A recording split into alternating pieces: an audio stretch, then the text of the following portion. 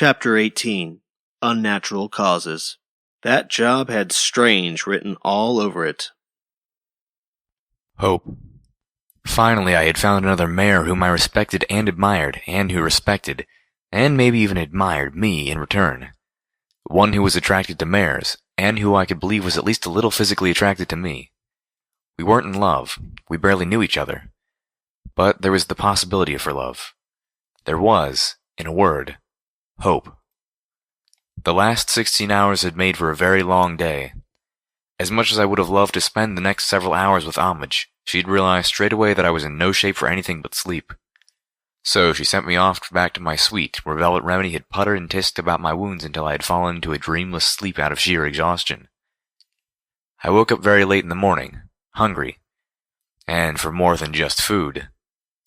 Velvet Remedy had already awoken and disappeared to the shops to get the best caps for everything Calamity had decided to swipe from the ruins of the Red Racer factory in the Ministry of Morale hub.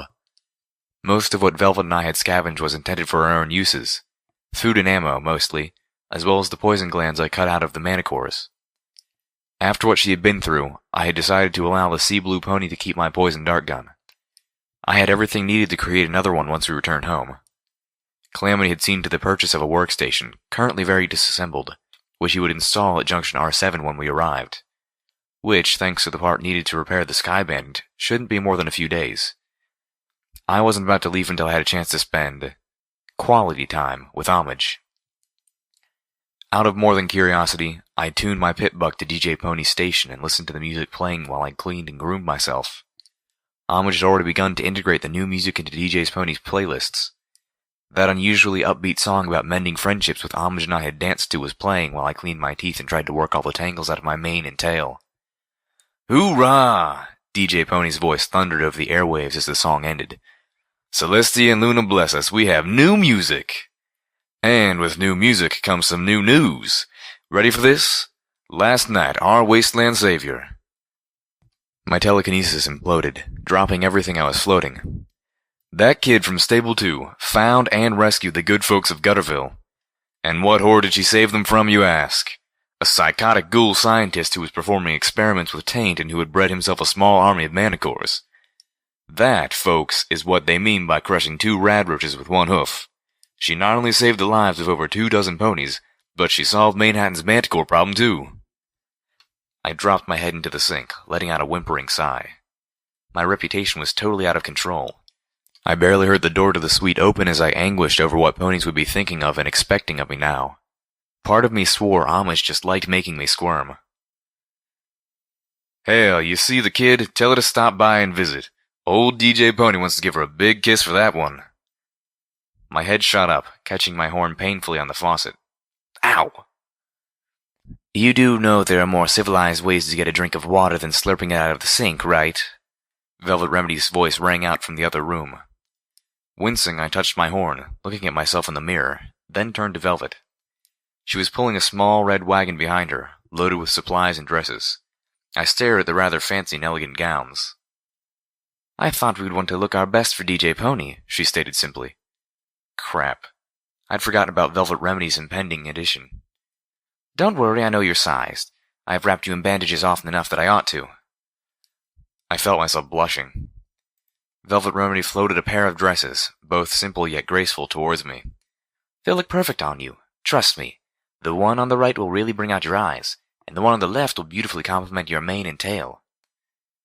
Which one should I wear, then? Up to you. Or, if you want to be mysterious, both. Find an excuse to step out and change halfway through the evening. Velvet Remedy smiled brightly. Go on, take them. Girl can never have too many dresses. I nodded, floating them onto my bed with care, then jumped and gave Velvet Remedy a big hug. Thank you. Oh, think nothing of it, dear, she whinnied kindly. Velvet Remedy was expecting to meet DJ Pony. I needed to talk with Homage and find out how she wanted to handle this. If Homage was willing to reveal herself to me, trusting me with such a big secret, then it stood to reason she would be equally willing in regard to my friends. Part of me, however, didn't want her to. I wanted it to remain our little secret, just Homage and I, something special between us. I wanted her not to want to trust any other pony, not even Velvet Remedy with such a gift. It was a selfish thought, I knew I should be ashamed of myself for having it. But I consoled myself that this was Homage's secret to tell or keep, so the fact that I was keeping it from my friends was an act of virtue. On the way to the elevator, I passed a poster. Pinkie Pie, it insisted, was still watching me. Forever. On the opposite wall was a poster of Fluttershy, this time not modeling for Sparkle Cola, but an actual poster for her own ministry. War, fear, death, we must do better. Ministry of Peace. We must do better. We should be better. I should be better. I understood why Velvet Remedy loved that yellow Pegasus pony. If only there had been more like her. Then the equestrian wasteland may never have been. I was still contemplating the poster when Homage stepped out of the elevator. Her face brightened as she spotted me.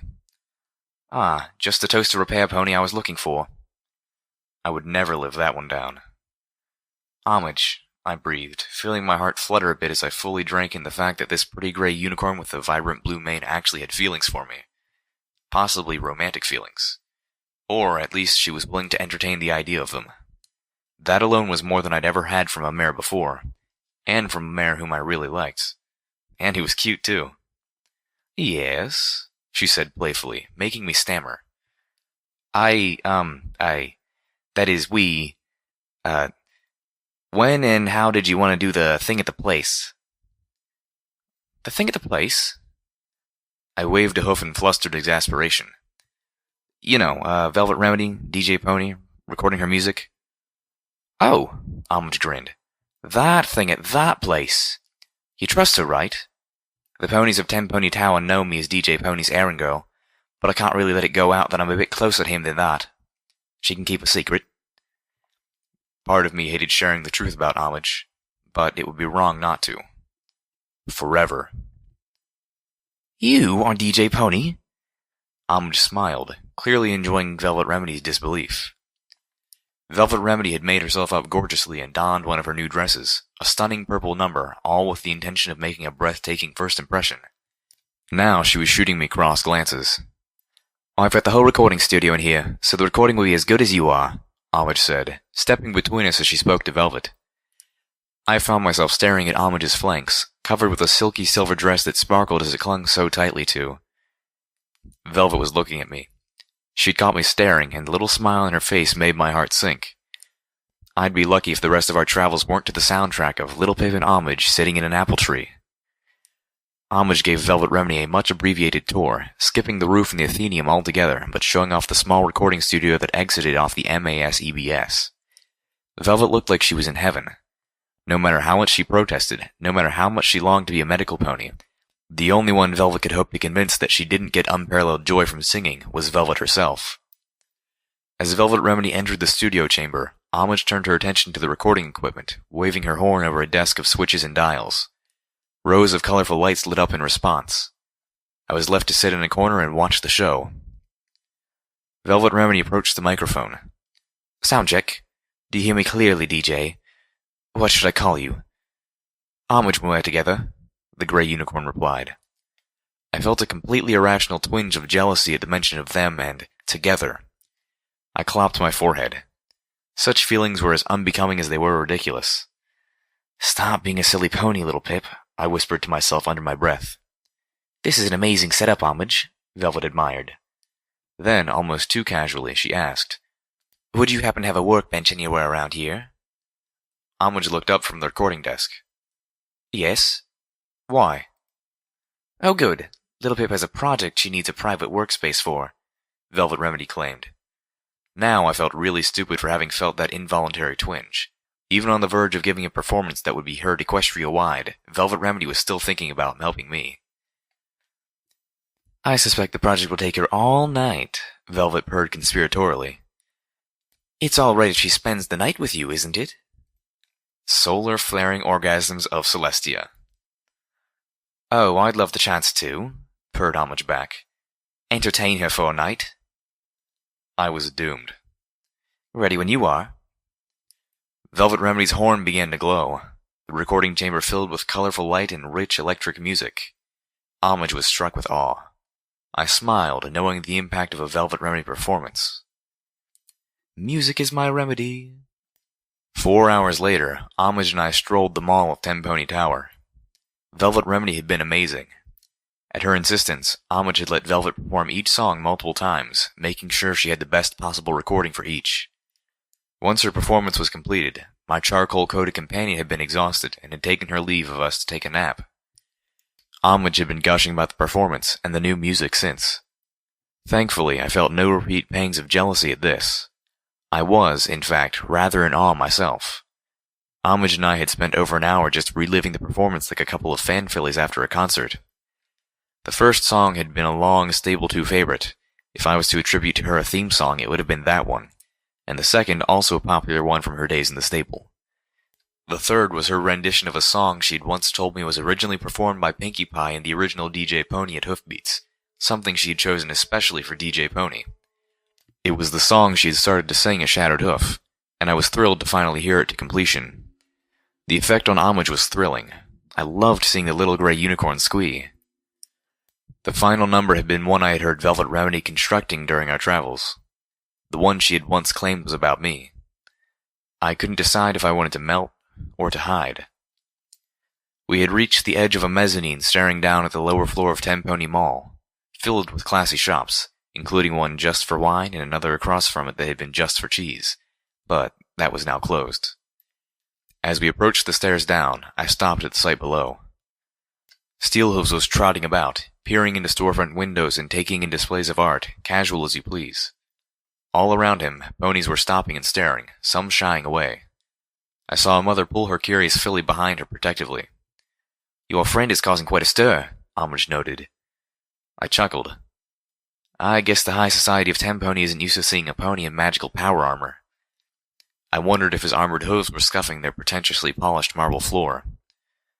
"Well, he is a Steel Ranger. That gives most ponies pause." This was not the first time I had heard some pony I trusted suggest the Steel Rangers had less than a sterling reputation. "Why is that?" Homage looked at me with surprise. "You're traveling with a Steel Ranger," she said slowly, "and you don't know anything about them."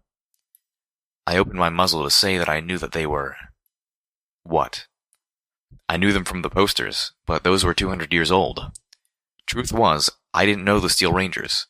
I knew Steelhooves. At least more than my companions knew the enigmatic pony, completely concealed by his armor. I'd seen a memory orb. One of a memory I had assumed, with reason, was his. "No, I suppose I really don't. Tell me." Homage guided us away from the stairs and towards a table at a small but expensive eatery. A waitress pony brought us menus the moment we sat down, managing to look haughty as if her customers were beneath her. Looking at the menu, I once again discovered that everything on it was a fancified version of pre-war food. I shook my head, pushing the menu aside. 50 bottle caps for a banana puree that I can find in the refrigerator of a ruined building for free? No thanks. Frying it into strips and weaving it to look like a basket isn't worth that much. Homage lifted an eyebrow. Try to remember that most ponies here wouldn't last a day on the outside. They are raiders, slavers, renegade security robots, and even a few stray manticores between them and their free food. She looked around to the other patrons, then leaned forward and whispered, "Honestly, I don't think many of these ponies could handle radroaches. They'd stomp one and then the other radroaches would kill them while they're trying to scrape the radroach gunk from their hooves in an uncontrolled disgust." I looked around at the elite mares and gentle stallions of Tenpony. She was probably right. The stockpiles from Tenpony Tower itself ran out generations ago. What they sell now has been acquired from scavenger ponies, specialists in plumbing the ruins of Manhattan for foodstuffs. Fortunately, there were food shops, restaurants, and grocery stores galore in the city before the bomb, so scavenging has been fruitful as it is dangerous. But scavenger ponies don't risk their necks for cheap. And with how irradiated all the water is, it's hard for a pony family to purify enough for a tiny garden. For a restaurant like this, fresh crops are out of the question. I considered that, then picked up the menu again. I ordered the fried banana puree basket and a bottle of wine. It was surprisingly full of flavor. The Steel Rangers, Homage explained over our glasses of wine, are the old guard of the Ministry of Wartime Technology. They see themselves as the knights of the greatness of the past, which they consider to be tied to Equestria's advancements in technology and industry, and as custodians of the technology that their ministry helped create. Honestly, Most of them would be more interested in saving your pip-buck than saving you. After lunch, I treated homage to an early evening at the spa. The last time had been so utterly delightful that I had to share the experience with her. Homage had asked that the small radio in the spa be turned to DJ Pony's station. From the expression the spa ponies gave her, they didn't much approve of the ghoul-loving renegade, but were used to this request. With the new music playing, I suspected that the broadcast's popularity was peaking. One of the pretty spa ponies was dabbing my face with cleansing and revitalizing mud when the voice of DJ Pony blasted out of the little radio. "Good evening, children." I looked to Homage in surprise. She winked back before they covered her eyes with the slices of cucumber. "Got a question for all you faithful listeners out there. Have any of you mares or bucks ever seen a ghost?" Now, DJ Pony, I hear you say, there's no such things as ghosts. Been ghost stories about Manehattan ever since my grandmother's grandmother was a filly, and no pony's ever actually seen one. Ghost stories are all made up, you know. Well, now what if I, DJ Pony, your voice in the wasteland, were to tell you that I have seen a ghost? And I don't mean heroic stable dwellers who miraculously survive falling off cliffs in trains. Not this time. I groaned aloud. I would have clenched my eyes, but they were already being covered with vegetables. Now, it was several years ago when I had just gotten myself out of a tight spot with one of those manicures, so I was riding Dash and Stampede at the time. But she was there, Celestia's honest truth. Never seen her again or found the exact spot I'd stumbled onto, but there are more crazy things in the wild wasteland than you believe. Later, as the spa ponies gave us a pony petty and horn treatment, I asked Homage, "What is Stampede?" "Oh, it's a mixture of rage and painkillers," Homage answered. "A friend and I found the recipe in the ruins of an MOP clinic when we were younger." My curiosity took hold. "A friend? Will I get to meet her?" "No. I'm afraid my friend didn't survive the efforts to get us into Ten Pony Tower." I felt amazingly refreshed and relaxed. Our time in the spa had been pleasant and intimate, and I had high hopes for the rest of the evening. As we stepped out of the spa, Homage leaned close and whispered, "Had that last bit pre-recorded. It's a good idea to be seen in public occasionally while DJ Pony is live on the radio." I nodded, staring at her just a little. The mud bath had been the first time I had seen her wearing neither a dress nor a spa robe. Her cutie mark looked like it could be either a speaker or a megaphone. Either way, it was perfectly appropriate to her, and I could see why she chose to keep it private through dressing finely. If anyone suspected she was more than just DJ Pony's errand filly, the cutie mark was all but a dead giveaway. 3 little ponies galloped up to us, 2 colts and a younger filly. The youngest had tears in their eyes, the colt trying to hold his back while the filly was blinking hers away with a hopeful expression. I heard Homage moan at their approach. "Miss Homage," the oldest one called as they drew close, "DJ Pony says that Daddy tried to rob the heroine of the wasteland, and that's why he's in jail. Is it true? Did he really do that? Daddy wouldn't." "Oh, fuck me with the moon. Moon, sun, both of them. Rape me hard." Homage looked, if anything, even less comfortable. But she stood by the truth. "Yes, children, I'm afraid he did." "But he's really sorry," I interjected, even though I knew the only thing Monterey Jack was actually sorry about was that I had put him in a bad place. "And I'm sure they'll let him go. I paused, wincing as I chose my words, speaking more slowly. "I know the stable dweller is really upset about seeing him in jail." "Will she save him?" the filly blurted out with so much hope in her voice it nearly knocked me over. "Why would she do that?" her eldest brother retorted. "He threatened her and tried to rob her." I looked at Homage helplessly. "They ain't gonna let him go," said the middle brother. "They're gonna hang him in 2 days." I paced back and forth in the Athenaeum as Homage watched me sadly. "You can't interfere." "Oh, yes, I can." Homage gave a melancholy sigh. "I understand why you feel you should, even if he did lay in his own hay. But from what you said, it really doesn't sound like he wants to be helped." I snorted. "Then I'm not going to leave it up to him. He has 3 children that need looking after. They need to come before his twisted-up code of honor." "Little Pip," Homage whispered. "We've just met. I don't want to lose you already." I stopped, shocked. "Lose me?"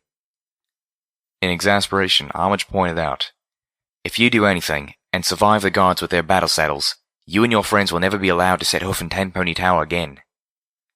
I turned and looked her in the eyes. They were glistening, ready to cry. I'll be with you. Always. Pretty much wherever you go. Just tune into DJ Pony and I'll be there. But you won't be able to be with me.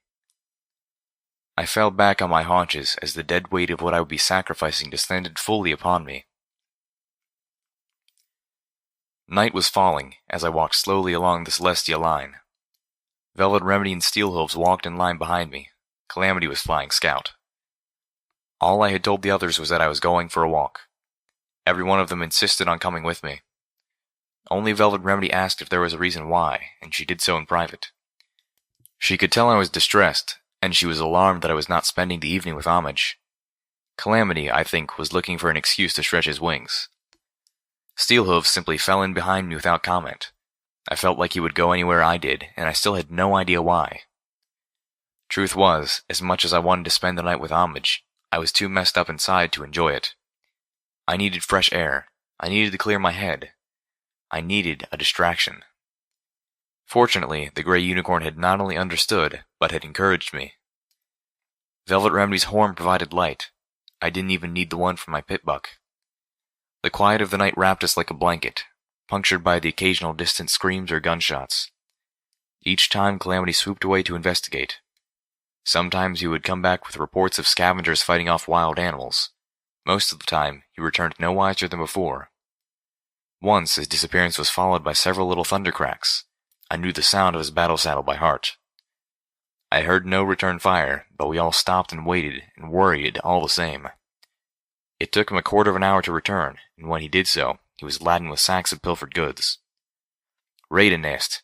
Bunch of Earth Pony raiders with spears and sledgehammers, he explained with a grin. No pony expects a Pegasus.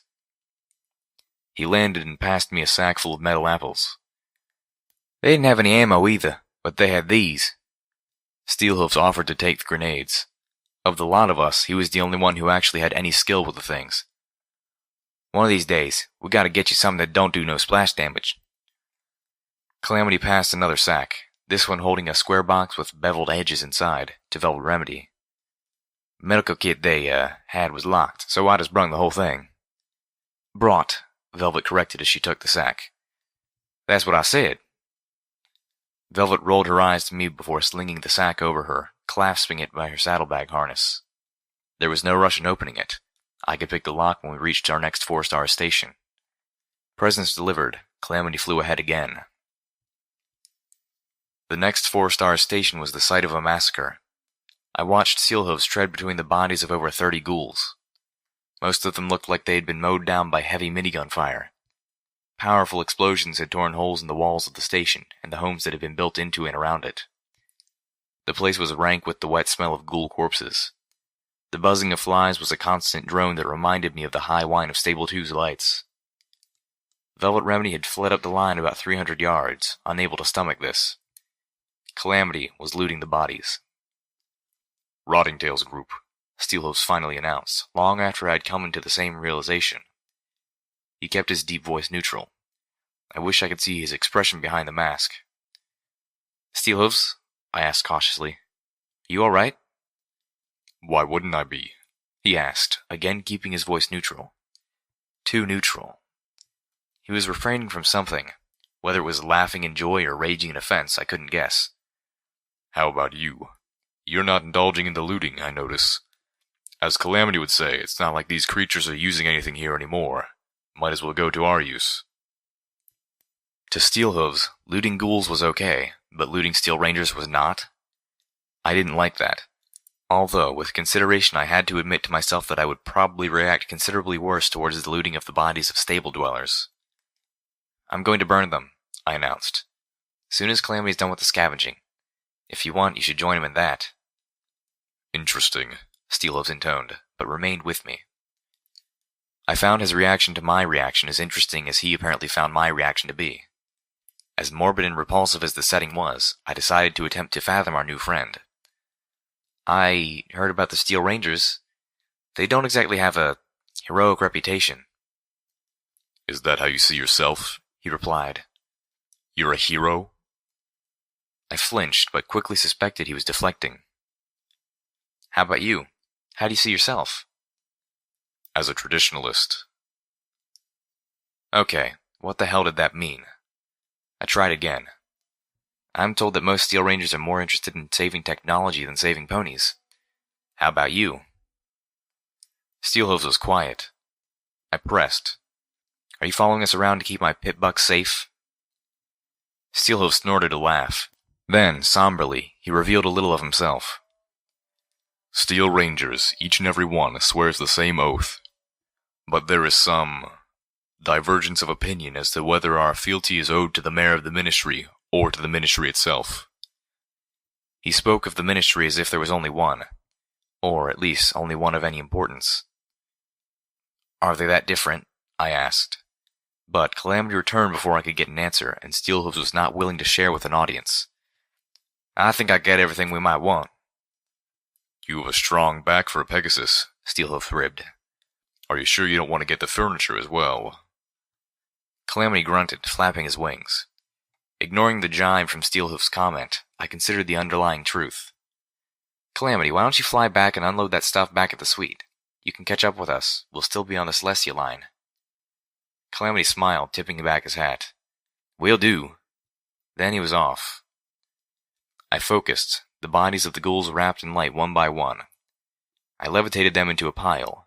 Then, walking out ahead of one of the monorails with Steelhooves following on the other, I reached a safe distance.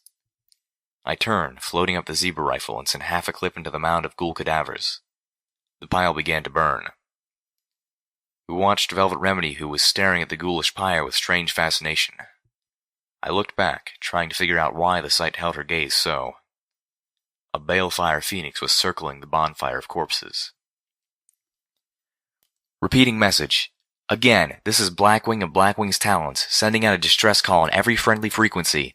Please send this message on to any Talon companies in the area. My team and I are trapped on the roof of Horseshoe Tower by enemy forces. We are low on ammo and cannot hold out much longer. Oh no, here come more of them! The radio message ended abruptly, then looped, repeating the words of the female griffin. She sounded younger than God, and not quite as hard. My pit buck had started receiving the distress signal over a mile away from Horseshoe Tower. The signal was weak, but Horseshoe Tower had been one of the tallest buildings in all of Equestria, and was the largest skyscraper remaining in Manhattan ruins, easily dwarfing Tenpony by over double its height. To anyone receiving this message, this is Blackwing of Blackwing's Talons. Please, we need help. We're pinned on the roof of the Horseshoe Tower by overwhelming enemy forces. We're low on ammo and food, and we've lost 3 of our team already. We are in desperate need of assistance. If anyone can hear this message, please bring help. Please hurry, we can't hold out much longer. This is a repeating message. Again, this is Blackwing. I removed my earbloom and played the recording aloud as we got within a few blocks. I had hoped Calamity would catch up with us before we reached the skyscraper's 4-star station, but I wasn't willing to wait. Each loop of the message pressed upon me with mounting sense of urgency. We're going in, I announced. Then, reconsidering my words, I'm going in. You two can stay behind if you want. I understand. I swished my tail. Besides, some pony should let Calamity know where we are. Steelhooves nickered. Personally, I look forward to the chance to meet those noble ghoul slayers. He looked at me. And you're going because? Are you being the heroine? You enjoy risking your life for strangers? Or is there something else about Horseshoe Tower? I glared at my companion, then smirked. Oh, I just want to know how a bunch of griffins could get trapped on the roof of a building. Steelhooves chuckled. I turned to Velvet Remedy. You are not going in alone, Velvet insisted with a grim smile and a stomp. And we can leave Calamity a note. She paused. He can read, can't he? I rolled my eyes. Yes, and you know it. Then, considering the idea, I found myself at a loss. I still had the clipboard and pencil that I had taken from the Tenpony Tower constabulary, but a note left under a chunk of crumbled concrete would easily be missed. For Calamity to see it, we'd need to paint the message in big letters on the roof of the station. And even then, he would miss it if we didn't illuminate it somehow. I pointed these problems out to Velvet Remedy. In case you missed the light show earlier, dear, illumination will not be a problem. Velvet smiled wryly. I can cast a spell on the letters that will make them quite eye-catching. Can you just make glowing words? Velvet Remedy shook her head. Yes, but only if I stayed here to maintain them. To leave them behind, I would have to enchant existing writing. Paint, preferably, unless we can find a really big ink pot. Steelhooves whinnied as he trotted past us to the station's double doors that led into Horseshoe Tower. Then we'll paint it in the blood of the first enemy we encounter. He turned and bucked the doors hard enough to not only swing them open, but send one flying across the waiting room inside. I cringed and thanked the goddesses that the room wasn't full of enemies. Are you coming? I heard Velvet Remedy step over the body of the griffin, his bulk nearly doubled by the twin minigun battle saddle that was still strapped to his corpse. It was the first body that we had encountered, which wasn't centuries old. The floor was littered with bullet casings, making walking around it treacherous. I couldn't tell what killed him. That worried me. It worried me even more when Velvet Remedy diagnosed it as natural causes, her voice loaded with disbelief.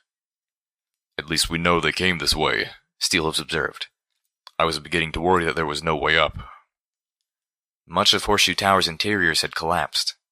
Stairwells had crumbled, hallways had caved in.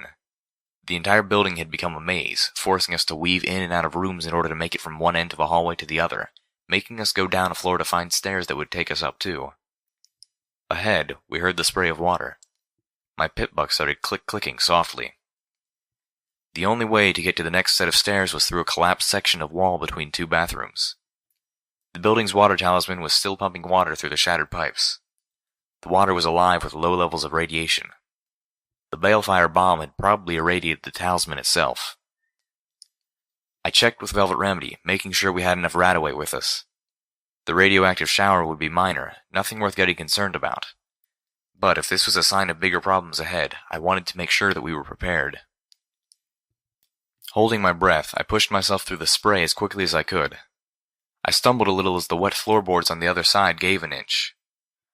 Okie dokie Loki. Steelhooves, I'll be floating you through and setting you down over there, I said, pointing at the far corner of the room near the doorway out. This floor is not stable. Velvet Remedy stayed back. I focused on Steelhooves, wrapping him in a telekinetic blanket. Slowly, I lifted the heavy steel ranger up half a yard and brought him through the shower. I took a single step back, feeling the floor wobble alarmingly once again, and glided him past me towards a corner that I was fairly certain would be dry and stable. Steelhooves made it halfway there when something he saw through the open doorway caused him to thrash, trying to find purchase on the floor. Before I could put him down, before I could even ask what he saw, the alicorn stepped into the doorway. My levitation magic imploded as I gasped in shock. Steelhooves dropped hard, turning to fire at the alicorn, and the floor gave way beneath him. Steelhooves dropped out of sight. I heard splashes beneath. The alicorn took a step forward, looking down at the hole, and the rest of the floor collapsed. The alicorn tried to thrust out her wings to fly, but they struck the sides of the doorframe and she fell into the floor below with him. I found myself standing on a wet, sagging plank jutting out over the floor below like a diving board, which was appropriate since the floor below was a swimming pool. My pip-buck started clicking with great enthusiasm. Scrambling on the floating debris, the alicorn thrashed, her horn beginning to glow. Steelhooves was nowhere in sight, having surely sunk to the bottom.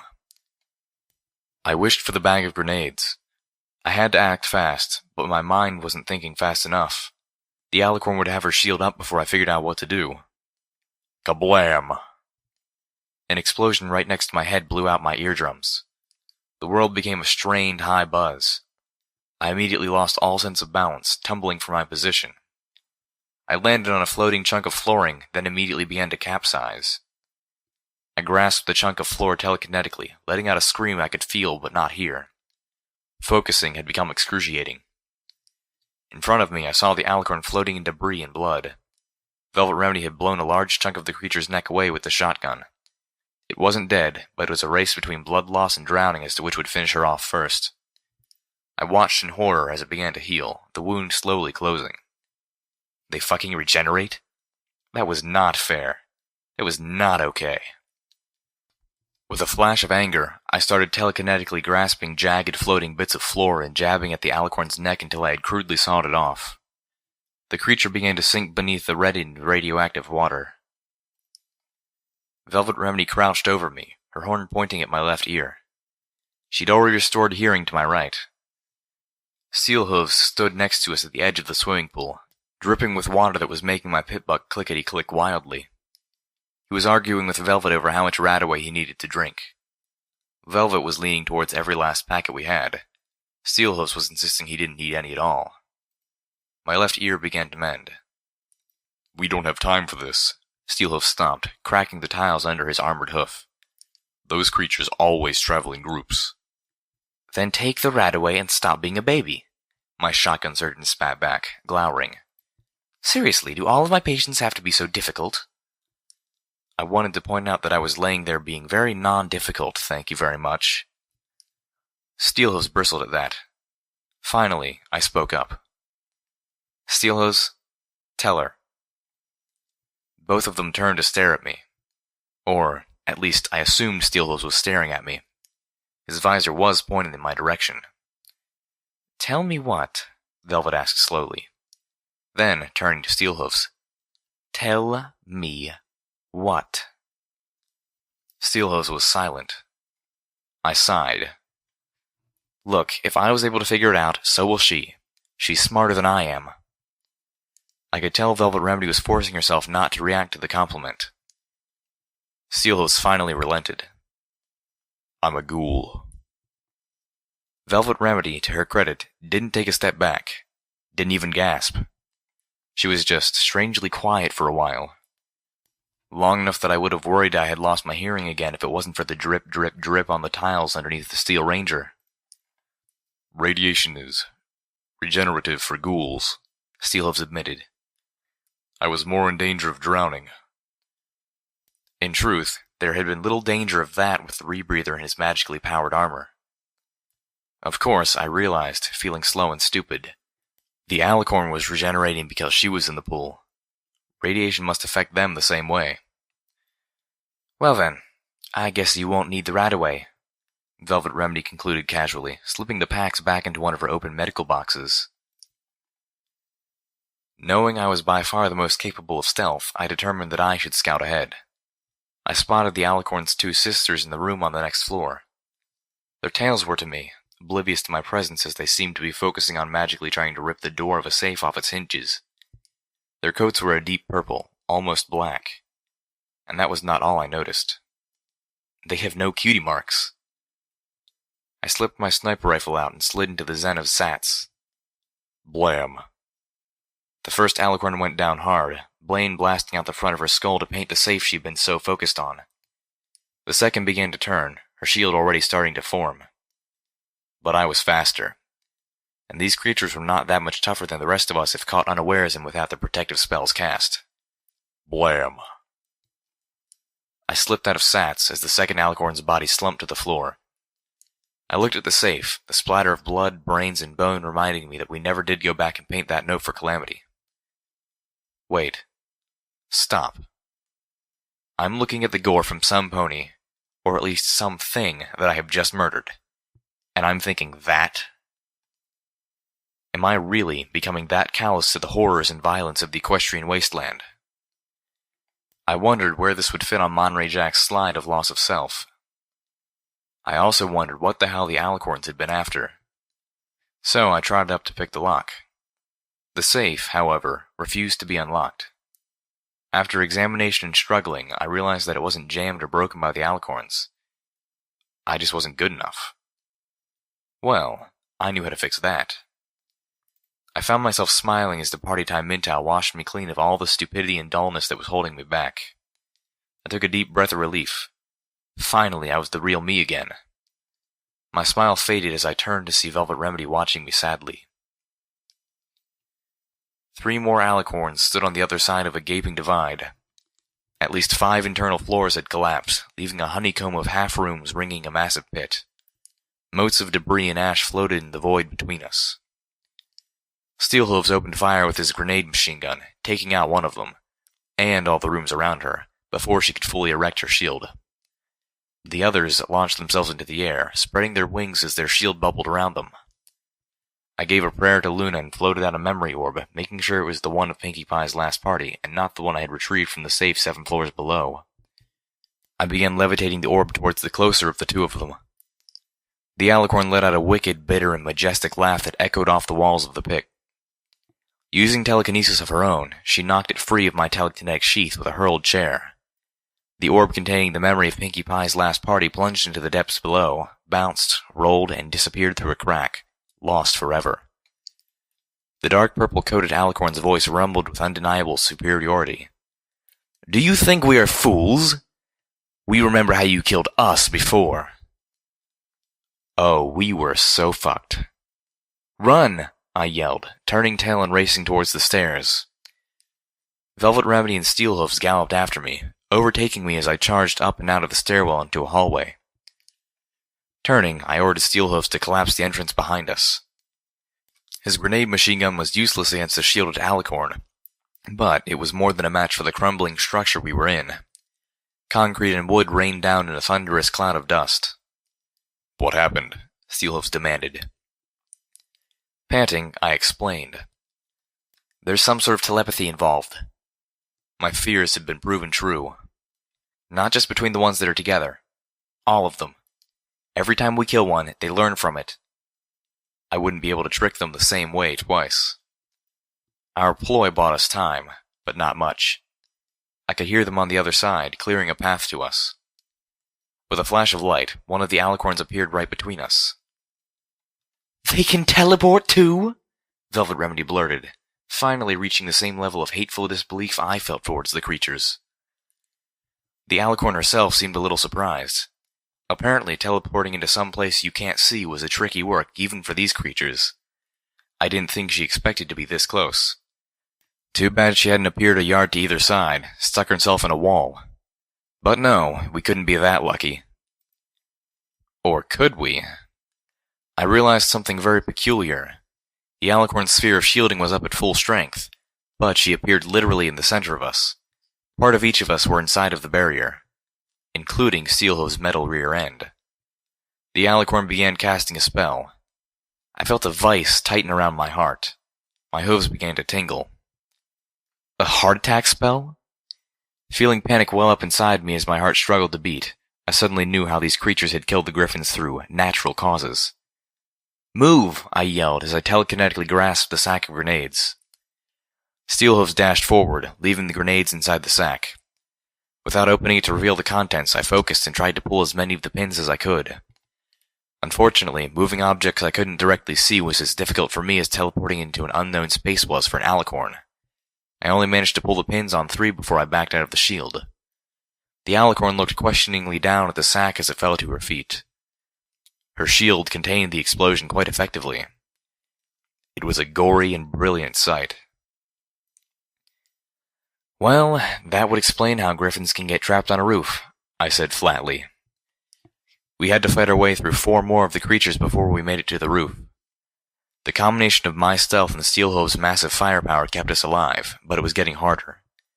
They were all alert for us now, and seemed to be coordinating their defenses. We had to run any time they got their spells up, and we were not fast enough to take out more than 2 before the others were able to cast their shields. On the roof were 4 more alicorns. They were sitting, frozen at the 4 corners of the building, their attentions focused inward. Instead of surrounding themselves with a sphere of protective magic, they were cooperatively maintaining a hemisphere of magical force that was keeping the 3 griffin mercs encaged. "New one to me," Steelhooves muttered from beside me. "Oh, thank the great egg," one of them blurted out, seeing us through the glowing shell of force that trapped her and the other 2 surviving griffins. She stopped. "Where are the rest of you?" I looked around. Velvet Remedy and Steelhooves were flanking me. The goddesses only knew where Calamity was. I suspected he was circling the celestial line, hoping to spot us. I winced at the thought and hoped he wasn't too worried. I could see the faintest suggestion of approaching dawn on the skyline. A chill wind blew at my mane, bringing the salty smell of the harbor. It was almost a shame that we had reached the roof in the dark of night. The view in the daytime must be amazing. Then again, the view could also paralyze me with vertigo. So, probably better that we were here now after all. Turning back to the 3 griffins. "This is it. Just us." "Well, this isn't much of a rescue," one of the griffins said bitterly. "Gratitude. Look it up." I turned away and looked over the alicorns. They were statuesque in their concentration. I wasn't even sure they realized we were on the roof with them. And they were outside the shield they were creating. We could take the 3 of them down with a coordinated attack. Surely the Griffins could take out the last one. What kind of firepower do you guys still have? I could hear Steelhoof's whistle as the Griffin in the back stepped forward. She was wearing what looked like magically powered armor of her own, a Griffin design. Nowhere near as complicated or as encompassing as Steelhoof's, leaving her talons, legs, and wings bare, as well as most of her face. With a huge, tri-barreled, biggest battle saddle I had ever seen.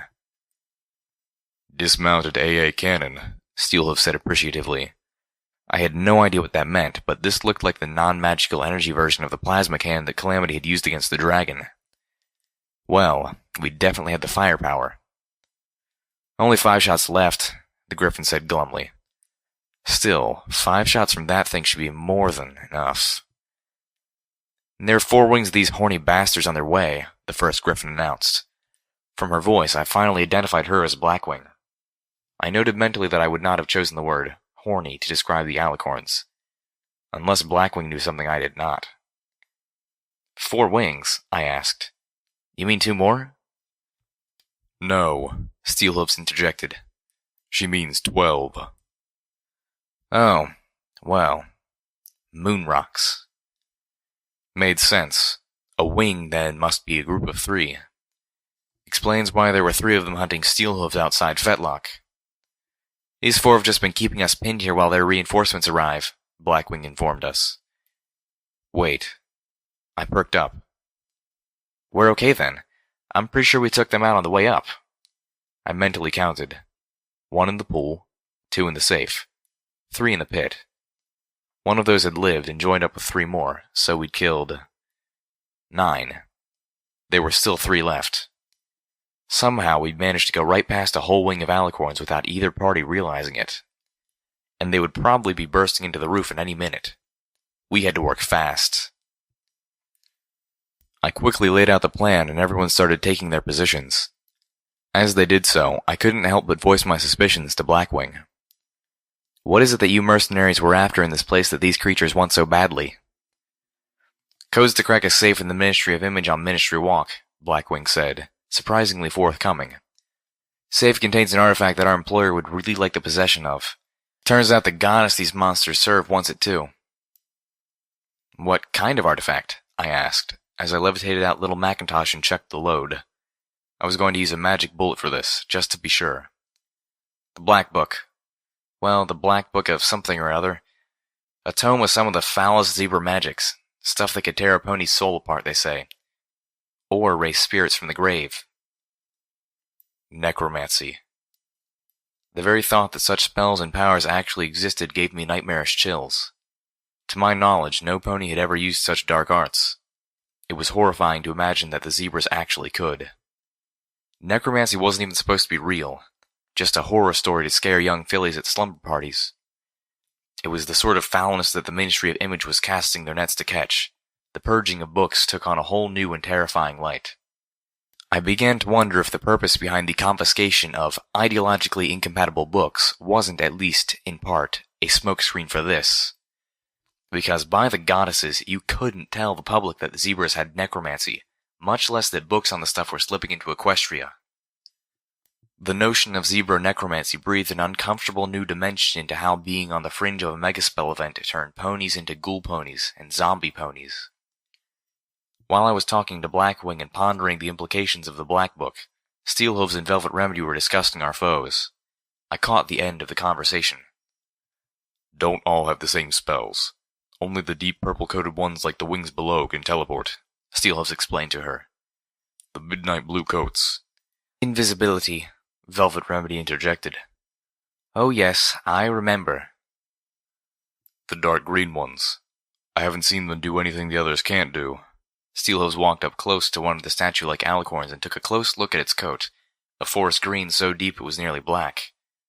Until now. Butcher, the griffin with the heavy gun, stood at the ready in front of the farthest alicorn. Steelhooves had locked onto the one on my left.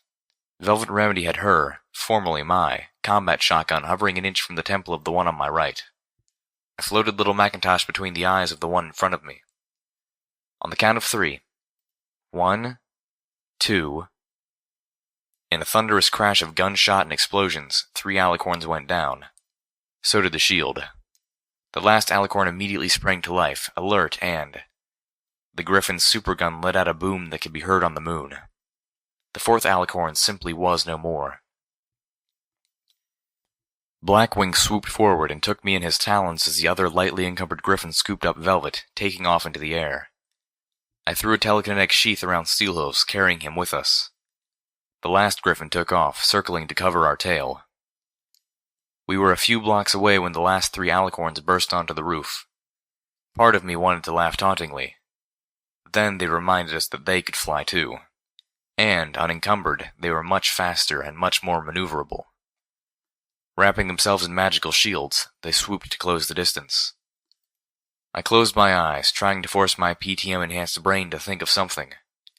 For the first time, party time mentals were failing me. Well now, y'all look like you can use some help. Only once before had I ever been so happy to hear Calamity's voice, and that was when I was facing a dragon. I opened my eyes, staring to him thankfully. I hope you have a plan, 'cause I've got nothing. Y'all just follow me. Calamity smiled and shot out ahead of us, dropping altitude. Turns out the one direction that heavily laden griffins could fly even faster than alicorns was down. They gave chase, but we were pulling ahead. Unless we're diving for a mattress factory, Blackwing squawked. This'll be a really short trip. I glanced back. There was a good distance between us and the 3 creatures, now only visible as glowing bubbles of sickly green energy that zipped through the sky towards us. Stop pulling up now, Calamity called back. Does he have any idea, the griffin carrying Velvet Remedy grunted, how hard it is to pull up at this speed, carrying this much weight? I could see the street coming up fast as we began to level. I smiled, thinking of just how much junk Calamity had a habit of scavenging. I had no doubt that the answer was yes. The 3 griffins finally pulled straight with only yards to spare, skimming over the tops of the taller wagons. I felt a hoof drag along the top of a passenger wagon. The alicorns were beginning to close the gap. Lightning ripped from one of their horns, shooting past us. Up ahead, the street ended in a massive parking lot. Rows upon rows of delivery wagons were lined up before a long building. With the exceptional visual clarity provided by Party Time Mentals, I was able to make out a logo on the roof of the building as we approached it. A filled-in black Omega symbol with a white earth pony seeming to levitate the package on her back. I suddenly realized the plan. An eye blinked before Calamity started shooting. I turned on my eyes forward sparkle, making a quick scan for life down there. I only had a moment, but at least I had Party Time Mentals boosting my keenness and judgment. All I was seeing were red blips scurrying about below. Probably radroaches. I could hear a series of pops as we shot past the delivery wagons and over the rooftop. The alicorns were just reaching the parking lot, moving too fast to stop when the first delivery wagons exploded like megaspell bombs in extreme miniature. The first explosions instantly set off the rest, and 3 city blocks erupted in a vibrant cascade of insanely colored light. Their shields couldn't protect them against that. The blast of radiation couldn't heal them from a force that ripped them apart beneath a cellular level. They could not even mentally scream. There was no time. The 3 alicorns were simply gone. The building shielded us just enough to save us before it was vaporized. My pitbuck screamed as we were hit by a wash of heat and radiation. My EFS flashed a red warning that I was suffering radiation poisoning before it collapsed altogether, my pitbuck crashing. A moment later, we crashed too. Footnote. Level up. New perk. Mighty Telekinesis Level 3. Your telekinesis is Twilight Sparkle tier. You can handle multiple objects with ease, and with enough focus, you could probably carry around an Ursa Minor.